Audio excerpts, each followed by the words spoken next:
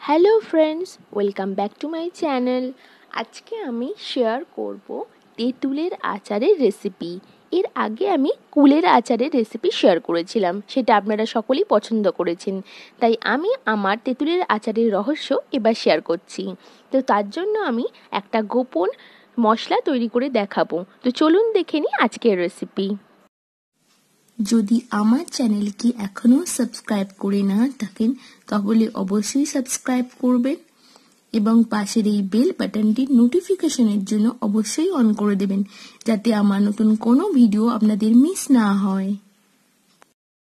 প্রথমেই আমি মশলাটা তৈরি করে নেব। গ্যাসটা অন করে একটা তাওয়া বসিয়ে দিয়েছি। এবার আমি দিয়ে দিচ্ছি 8 থেকে 9টা শুকনো লঙ্কা। এবার আমি দিয়ে দিচ্ছি 1 টেবিল চামচ গোটা মৌরি, দিচ্ছি 1 টেবিল চামচ গোটা জিরে, দিচ্ছি 1 টেবিল চামচ গোটা ধনে, আর দিচ্ছি 1 টেবিল চামচ জোয়ান। এবার আমি হাই ফ্লেমেতেই মশলাগুলোকে একটু ভেজে নেব, যতক্ষণ না এই মশলাগুলো থেকে একটা খুব সুন্দর গন্ধ বেরোচ্ছে। এবার একটা খুব সুন্দর আমি গন্ধ পাচ্ছি এই মশলাগুলো থেকে। তো আমি গ্যাসটা বন্ধ করে ঠান্ডা করে এগুলোকে মিক্সিতে গুঁড়ো করে আনছি। ভাজা মশলাগুলোকে ঠান্ডা করে আমি মিক্সিতে খুব ভালোভাবে গুঁড়ো করে নিয়েছি, কিন্তু একটু দানা দানা রেখেছি। এই মশলা এয়ারটাইট কন্টেনারে 6 মাস থেকে যাবে। আমি এখানে 400 গ্রাম খোসা ছাড়ানো তেঁতুল নিয়েছি। আপনারা যদি বাজার থেকে খোসা সমেত তেঁতুল কিনে আনেন তাহলে খুব সাবধানে কিন্তু ছাড়াবেন। এবারে আমি একটা আলাদা পাত্রে এই তেঁতুলগুলোকে দিয়ে দেব।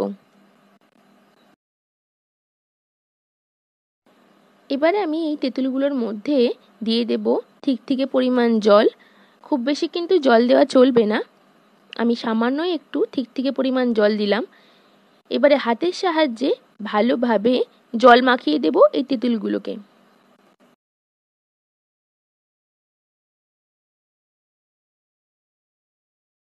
এবারে আমি জলের মধ্যে তেঁতুলগুলোকে ভিজিয়ে 10 মিনিট মতো রেখে দেব। এখানে আমি গুড় নিয়েছি 500 গ্রাম।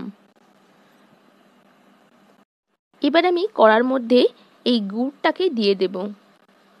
এখন কিন্তু আমি গ্যাসটা অন করব না, আগে আমি গুড়টা সবটাকে কড়ার মধ্যে দিয়ে দেব। সমস্ত গুড়টা দেওয়া হয়ে গেছে। এবার আমি গ্যাসটা অন করে দিলাম। এবার আমি গ্যাসটা হাই ফ্লেমেতেই এই গুড়টাকে ভালোভাবে গলিয়ে নেব।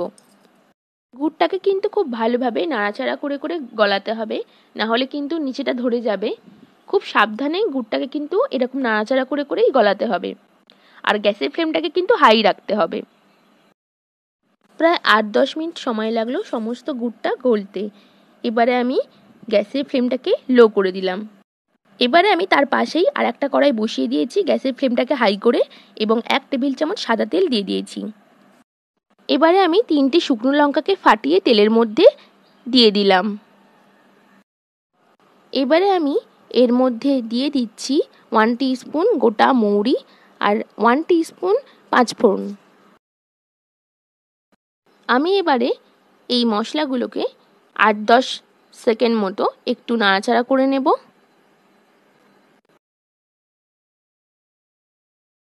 এবার আমি এটাকে ফুটন্ত গুড়ের মধ্যে দিয়ে দেব। এবার আমি গ্যাসের ফ্লেমটাকে আবার হাই করে দিলাম। আমি সামান্য একটু মিশিয়ে নিচ্ছি এটাকে। এবার আমি আগে থেকে যে তেঁতুলগুলো জলের মধ্যে ভিজিয়ে রেখেছিলাম, তো এই তেঁতুলগুলো দিয়ে দেব। তেঁতুলগুলো দেওয়ার পর আমি খুব ভালোভাবে গুড়ের সাথে এই তেঁতুলগুলোকে মিশিয়ে দেব। আর এই সময় আমি গ্যাসের ফ্লেমটাকে হাই রেখেছি, আর খুন্তির সাহায্যে আমি তেঁতুলগুলোকে আমি চেপে দেব, যাতে দানাগুলো তাড়াতাড়ি বেরিয়ে যায় খাবার সময়। এই সময় কিন্তু ধৈর্য হারালে একদমই চলবে না। এরকম ক্রমাগত এই তেঁতুলগুলোকে গুড়ের মধ্যে এরকমভাবে খুন্তির সাহায্যে মিশিয়ে দিতে হবে, আর সারাক্ষণই নাড়তে থাকতে হবে, না হলেই কিন্তু নিচেটা ধরে যাবে। দেখুন কালারটা কিন্তু এবার চেঞ্জ হয়ে গেছে। এবার আমি সামান্য একটু নুন দিয়ে দিলাম। এই কালারটা কিন্তু প্রায় 15 মিনিট পর এলো। এবার আমি নুনটা খুব ভালোভাবে মিশিয়ে দিচ্ছি, এবং এই সময়তে আমি গ্যাসের ফ্লেমটাকে মিডিয়াম করে দিলাম। এবার আমি দিয়ে দেব 1 কাপ চিনি। এবার আমি মিডিয়াম ফ্লেমেতেই এই চিনিটাকে খুব ভালোভাবে এর মধ্যে মিশিয়ে দেব। যতক্ষণ না চিনিটা গলে যায় ততক্ষণ কিন্তু এইভাবে ক্রমাগত নেড়ে যেতে হবে। দেখুন চিনিটা কিন্তু এবার গলে গেছে। তো এবার আমি 2 টেবিল চামচ আগে থেকে যে মশলাটা বানিয়ে রেখেছিলাম তো ওই মশলাটা এবার দিয়ে দেব। মশলাটা দেওয়ার পরে আমি মিডিয়াম টু লো ফ্লেমেতে আরও 2 মিনিট মতো একটু ভালোভাবে মিশিয়ে নেব।